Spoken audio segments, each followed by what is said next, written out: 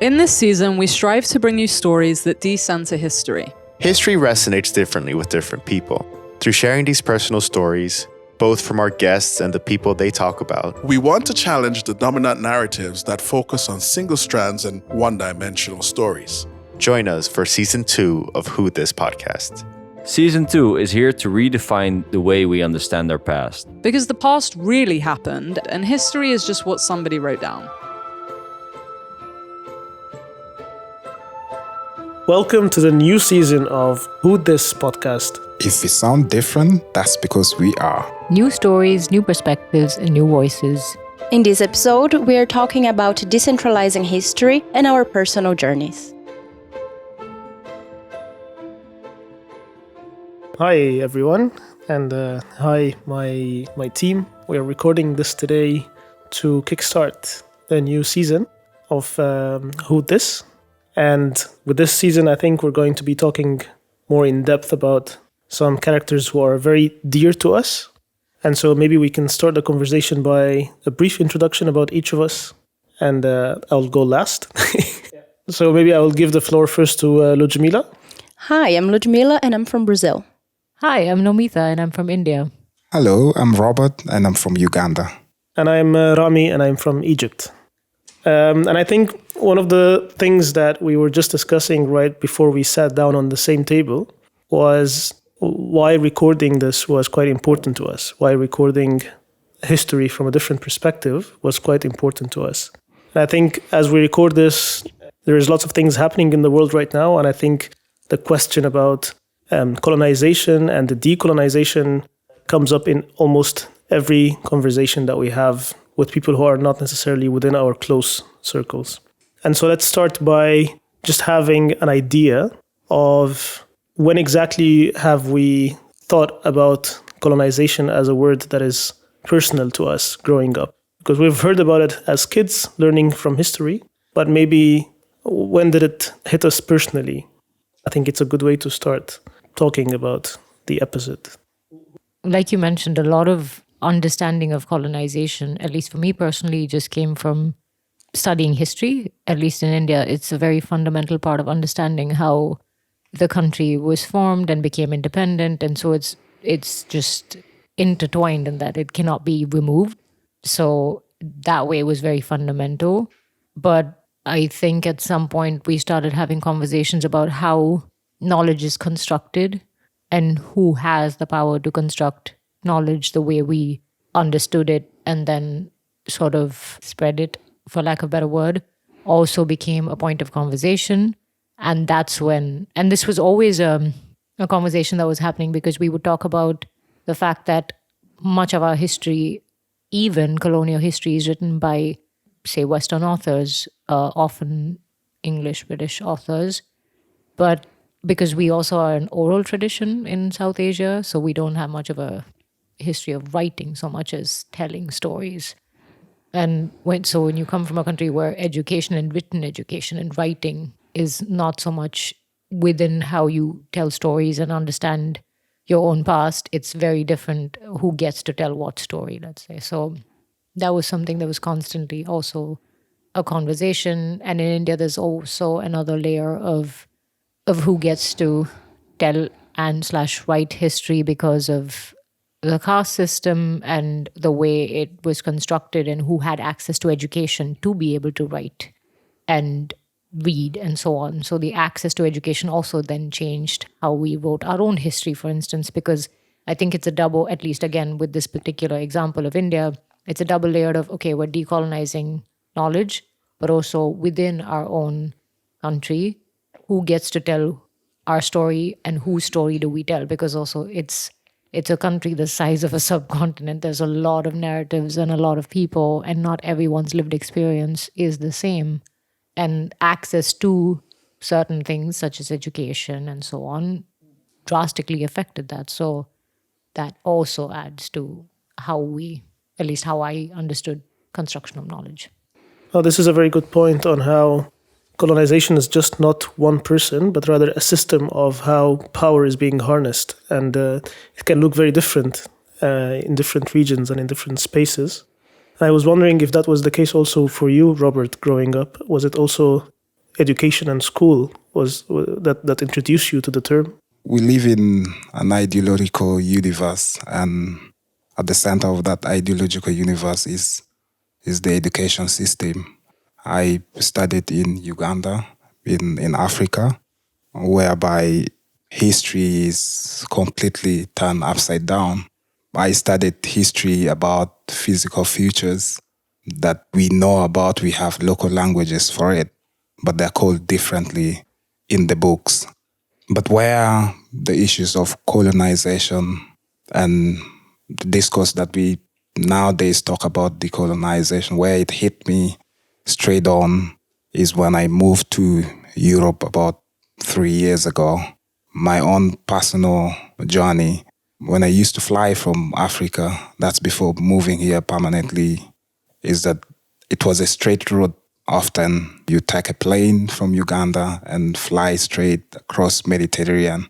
But now there's often a zigzag in between countries because there's so much conflicts happening. And those conflicts drives a lot of issues on the continent. And I know as I'm flying, there's a lot of people dying in the Mediterranean trying to cross to Europe or to, any part of the world to look for safety. But also, as an African who sits on a plane and fly here, I also acknowledge my privilege in that point. But also this privilege comes with a lot of responsibilities. I've moved to Europe, I live here, got a master, and there's a lot of expectation, especially back at home, where you sort of expected now to deliver in certain aspect, providing, support at home, which is not a bad thing. But the question there is, how did we get to this position? Why is that the construction of knowledge or economics is that the thinking is that you have to go somewhere and then, and get that kind of money or get access to those social support. So I would say colonization in general, it has created a lot of inequalities which are existing right now. We have matrices across Africa, what I call colonial matrices, that exists in terms of education, in terms of system of economics, in terms of that is still benefiting the former, colonial powers. And young Africans and so many people see that there is a critical faculty developing nowadays that people see. And a lot of people that are coming to Europe, they know that a lot of things have been taken away from them in the olden days. Yeah, no, thank you, Robert. I think your experience resonates with most of us, actually, that mostly when we travel from what people often call, quote unquote, the South or the Southern Hemisphere, and we travel to the North, we tend to become reactions to where we are coming from rather than leading our own lives independently in that sense. And so I think it's an interesting perspective that we can unbundle as well. I'm also interested to hear from Ludmila's perspective, because when I was growing up, they used to call Brazil the New World. Mm-hmm. And it's a very funny term because I think people have been living there for millennia. So to whose eyes was it new? And is this the universal view of Brazil? And so I'm really interested to hear also how this has affected you growing up as well. Yeah, thank you. I think Brazil is a little bit different from the countries of my colleagues around the table. We got independent quite early on in 1822. And I think Brazil has one of the most successful cases of country building, nation building, because we're also a geographically massive country, but everybody speaks Portuguese. We don't have another official language.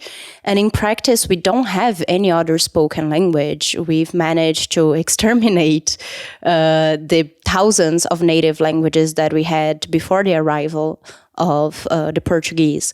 So through many different technologies, colonization erased these differences, really tried to, at first, be this place of, this new world. I think at some point, natives started to be incorporated into our history a lot through literature as kind of as our past, as our roots, but not as a significant part of the population nowadays. So this is, what was. In terms of, I think, realizing, it's very early on. It's really when you go to school and you hear about how Brazil was discovered, how America was discovered, and you know that there were people here, and you know that, in my case, I descend from them. You wonder, what do you mean discovery? How can we start telling the story from this point? What we know before is that there were people, they were indigenous. Sometimes they are portrayed as this good savage. They just lived in balance with nature and that's it. Sometimes they are portrayed as barbarians, but not much is understood. And there's definitely no agency in them telling their own story. This is something that they still have to fight to this day to do. So you just start wondering from then on, and every step of the way, who are the voices that are being that have a platform. We are reading our history in Portuguese, which is our colonial language. So I think it's a bit inevitable to wonder, is this who we are? Is this our story? Or is this all of our story? Or is there something missing? And for me, and we can maybe talk about more these or not, for me, always the gender issue was very strong. Coming from a family of women, then learning mostly about men. Very early on, there was this thing of, where were the women? What were they doing when all of this was happening? So that was where my first interest and questions came up. Thank you very much for bringing the gender perspective into it as well, because different cultures see genders differently. And also, when colonization started becoming a global trend, all of those narratives around gender were suddenly put into one narrative story. And then we started all reacting to it. And still, until this day, we are still also bearing the consequences of this narrative. The more we try to unpack it and rather dissolve it again. I want to go back to Nomita and ask you about the different narratives that you grew up around. So we're talking about how the single narrative can be very destructive, but then what do you do when you have almost competing single narratives that really alienate the other because they want to possess power to their own narrative? How did you navigate that complex web of stories being told about how you should become and how you should behave and where you've come from? I think that's a very interesting question. I'm not sure that I entirely have a definitive answer, but I think growing up, there was definitely a particular narrative about colonization and its effect on India, because as a culture in the subcontinent, it's existed for a very, very long time and had very developed civilizations for much, much longer, like way before, any of the colonizing powers even landed in the subcontinent, because it was not just the British, it was also the French, it was also the Portuguese, it was also the Dutch very briefly for a very short span of time in where I'm from, in the south. So it's just, so in that sense, with colonization, there was a very particular narrative about what that meant for the people in the subcontinent. But other narratives, like I mentioned, within our own people and how we understand our place in society, there is a bit of a competing narrative. And it is harder to have a clear understanding because we all come from completely different perspectives. And for instance, especially if you are half and half of whatever, or mixed from different parts of India, also these states we call it, but here it would be called a province. It's the size of a country in itself, and we all speak completely different languages from one state to the next. The script is even different. So how we understand our identities, our linguistic identities, and how that ties into our cultural identities is very distinct. And it's not even close. So it is very specific, let's say. So yeah, I don't have a particularly well-refined answer on how that worked, but it's just sort of weaving those narratives and trying to understand if we are telling the stories of people in a way that is truly representative of our history, and shedding light on what really happened or who really made a change, for instance.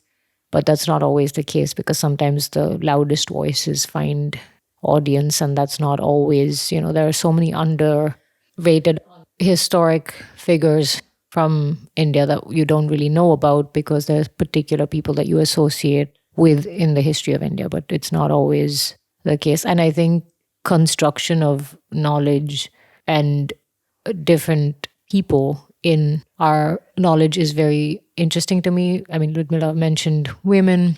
That was something that, at least for me, we did learn a lot about Indian women freedom fighters and who were brave and stood up for, independence and so on. So that was something that we were aware of. And I also come from a slightly matrilineal family where women had a big role to play.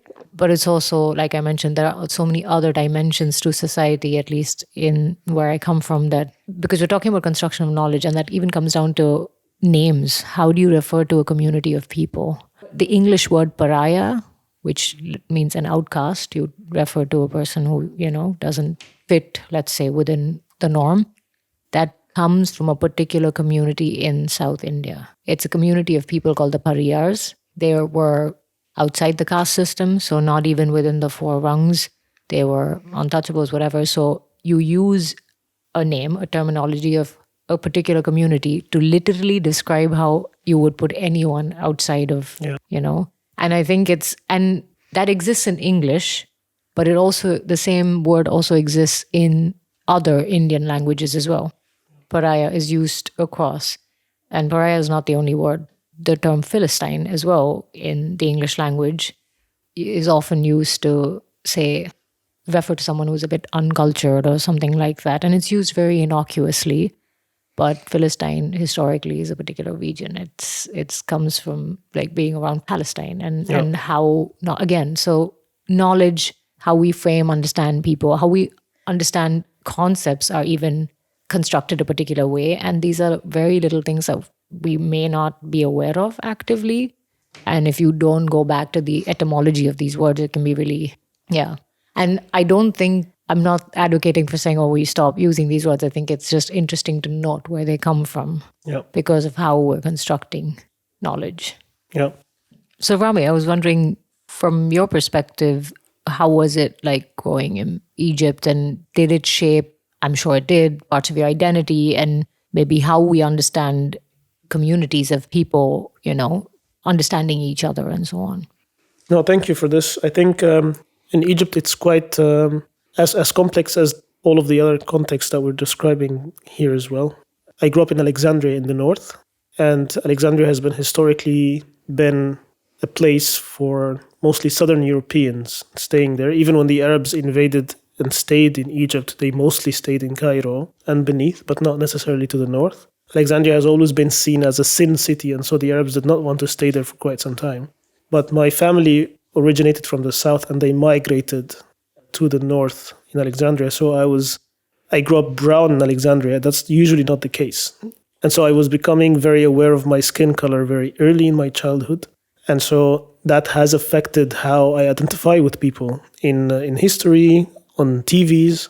I later on worked with refugees coming from Ethiopia and Eritrea. And I noticed that when I was talking to Egyptians in Cairo about refugees, and they would say, the Africans are coming in to Egypt and they are taking US dollars in assistance, and we cannot really pay for our own expenses. It kind of like connected a few dots to me as to how people perceive each other and what kind of story narrative was told to them about what identity means. Yeah. And we often think of usually the north of Europe or Europe to be this storyteller of how racism started.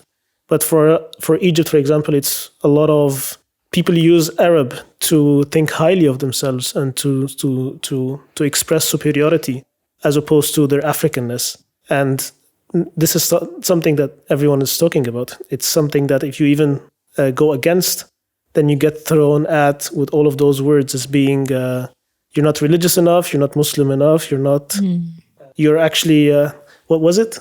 Yeah, you're denying your roots as an Arabic person, and that we're not taught at school how we've become to be called Arabs. And usually people say because we speak Arabic, but then, well, someone from Germany can speak Arabic. I don't think they would call themselves Arab in that sense. Yeah. So we never stood at a moment in time to challenge what being Arab means and why is it not African, because this is our geographical belonging and not an ethnic group.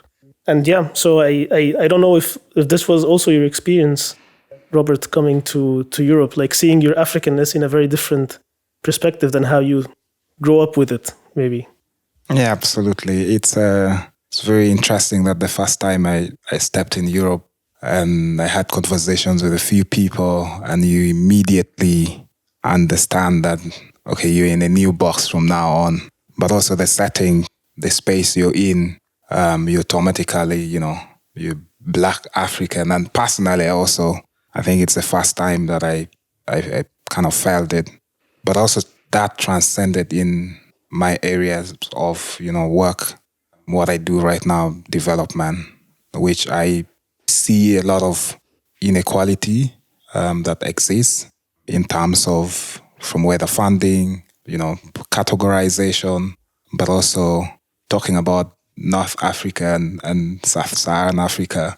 We know that all these terms, all these boundaries have been created during colonial times. And for us as Africans, it's some of these boundaries, it's almost impossible to break the walls.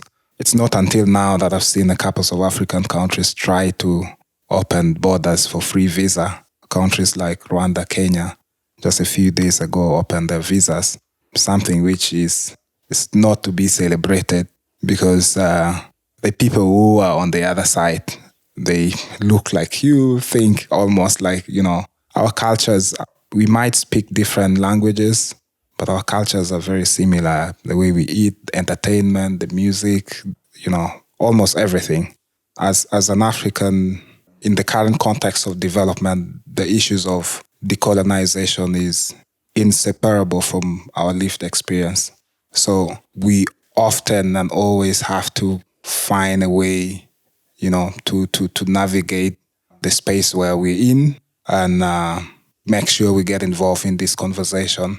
And I'm also interested to hear from different colleagues here what they think generally about decolonization from their own perspective, their own experience. Well, I think when we talk about colonization, we're talking about power. And when we're talking about decolonization, we're looking at how can we redistribute and rearrange this power. And power it's something so huge and so difficult to talk about. But in our cases, it's linked so much on the construction of our identities and how these different identities are then used for a certain purpose, right? The identity of an Arab, the identity of being a woman. So, and then it's so much of how we think about ourselves, and how we think about ourselves are not facts. That are facts, that are stories, there's history in itself. And I think that then bringing these stories of characters that are less known, it helps us then broaden the ways that we think about ourselves, that we think about our own communities. What is the power of our own community? And then how can we use this power to then say, no, we want to tell our stories. We don't want to be told anymore who we are. And I think this is incredibly powerful and interesting. It's just plain interesting to hear about people that did amazing things or really stupid things, but that you've never heard of before.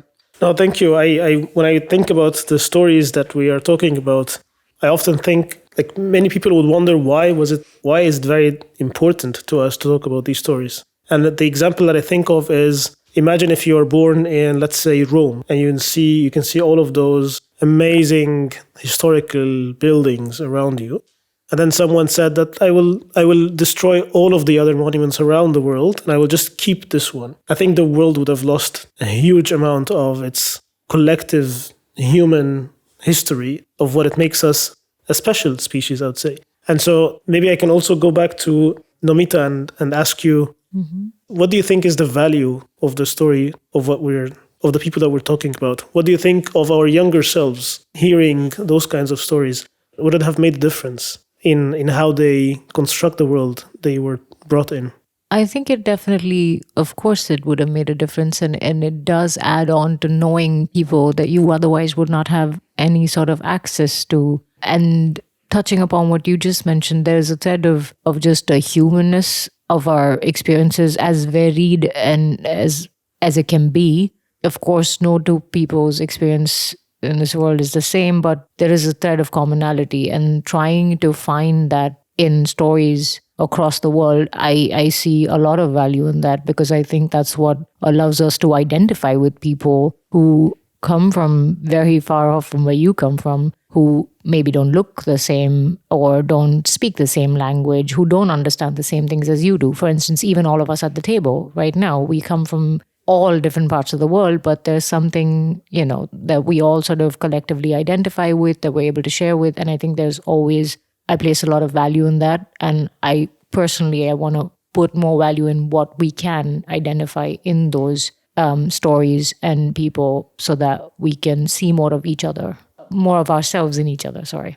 Yeah, no, I agree completely. It adds to the expansive concepts that we discuss, such as gender and love and identity and what it means in different spaces. And yeah, it's only enriching it if we hear more stories to expand the definitions for those kind of like concept terms that actually makes life worthwhile, I think, for most people who are not necessarily invested in this hamster wheel of just doing everything for the sake of doing it. Mm-hmm.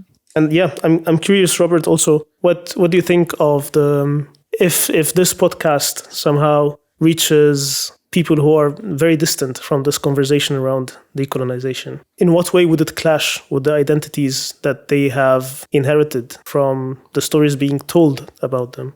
I think the podcast come at a very perfect time when we're seeing a lot of shift within Europe, but also across different world, whereby, a lot of echo chambers are being created. I attribute this as someone who work mostly in digital technologies to the media setting, is that a lot of, people now have very fast access to information, and they've put themselves in boxes, and sometimes those boxes can turn into hate. We see it within Europe on migrants. We see it in my country, Uganda, on gay people.